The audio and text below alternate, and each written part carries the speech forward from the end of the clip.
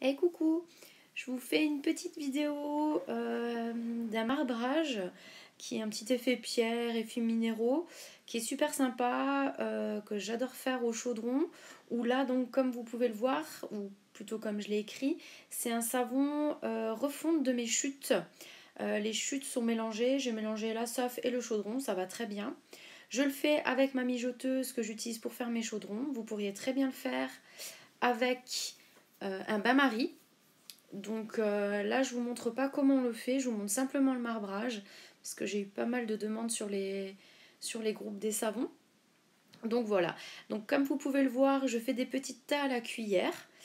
Même si c'est des savons qui ont déjà été saponifiés, je mets des gants parce que c'est assez chaud. Et je saupoudre de mica. Je mets des micas un petit peu partout et à des endroits, j'en mets un petit peu plus. J'insiste à certains endroits parce qu'il faut quand même pas mal en mettre pour avoir un rendu pour le voir. Donc là, je vous laisse regarder, on enchaîne, je vais faire un petit avance rapide. Avant ça, je vais vous expliquer quand même que je vous ai mis la vidéo de la coupe du savon. Par contre, il ne faudra pas vous inquiéter, le savon il est vert. Tout simplement parce que le savon que vous voyez à l'image, j'ai oublié de le filmer pour la coupe.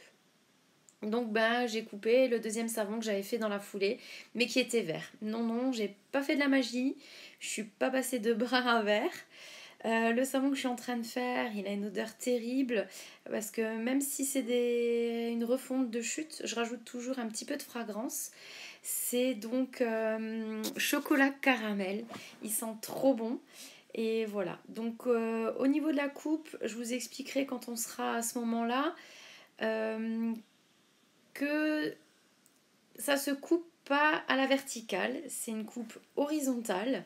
Moi j'aime bien faire des petits cubes, des carrés, mais vous auriez très bien pu faire à l'horizontale et des tailles assez normales de savon. Je vous expliquerai ça tout à l'heure de vive voix quand on sera à la coupe. Donc là, comme vous pouvez le voir, de temps en temps je fais des petits tas, de temps en temps je fais un peu plus des lignes. Voilà, je change un petit peu. Tout ce qu'il faut, c'est qu'il y ait toujours des espaces entre pour que les micas passent.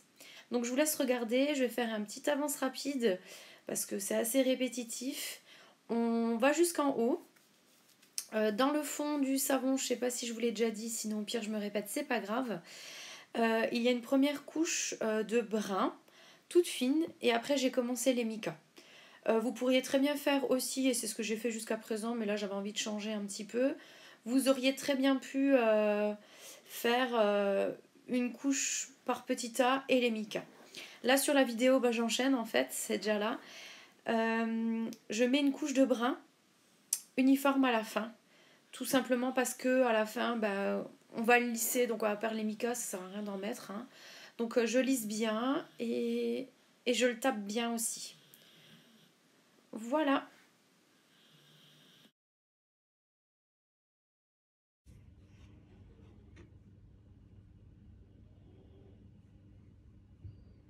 Donc on se retrouve pour la coupe. Donc là, moi, je vais le couper en 3. Donc là, c'est le vu du dessus. En 3 parce que mon savon fait 14,5 de long. Si vous avez un moule plus long, donc les moules standards sont à 26, je crois, ça sera peut-être en 4. C'est à vous de voir après, selon la taille finale que vous voulez. Ça, c'est la coupe verticale qui est déjà pas mal. Vous pouvez le garder comme ça. Moi, je trouve ça un peu trop régulier. Je préfère le final, en fait, qui a cet effet pierre. Donc là, on est bien sur le dessus du savon, coupe verticale classique. Je suis désolée, vous entendez peut-être mon chien ronfler à côté. Hein. C'est dans la vraie vie. Je laisse le bruit dans le fond. Pourquoi? Parce que j'adore le bruit du coupe-savon. Donc là, c'est le dessus du savon, comme je vous montre. Je vais retirer le dessus du savon. C'est pour ça que je vous disais tout à l'heure que ça sert à rien de mettre des micas, parce que je vais l'enlever. Ça, je le garde, je le remettrai dans une refonte ou en chantilly de douche ou comme vous voulez. Donc là, je les coupe en 2. Donc mon savon, il fait 7 cm divisé par 2. Je vous avouerai que je les coupe au pif parce que ça va très bien. Donc il est déjà pas mal à la coupe verticale, mais c'est pas mon préféré.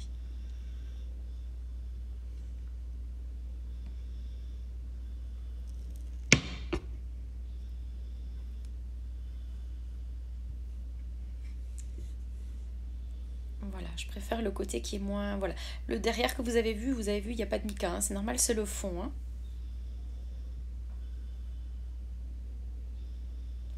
Donc là, la coupe, ça s'est fait le lendemain, je l'ai coupé. Donc c'est pas mal.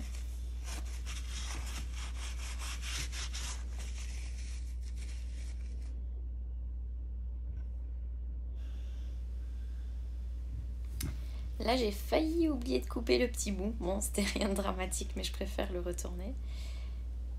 Je sais pas si vous avez vu ma petite règle tout à l'heure, qui est super sympa. Copie pas, c'est tout faux. J'adore. Donc vous pouviez copier, c'est assez juste, je pense. Voilà, on essuie toujours entre deux pour pas... On essuie entre deux, pardon, la corde pour ne pas que ça fasse des traces dans le savon, pour éviter le plus de traces possible. Donc là, il est brut. Moi, le lendemain, là, je les laisse bien sécher. Le lendemain, je les ébavure et je les fais propres. J'enlève les petites bulles qu'il peut y avoir, s'il y en a, sur les côtés. Et je tamponne au besoin.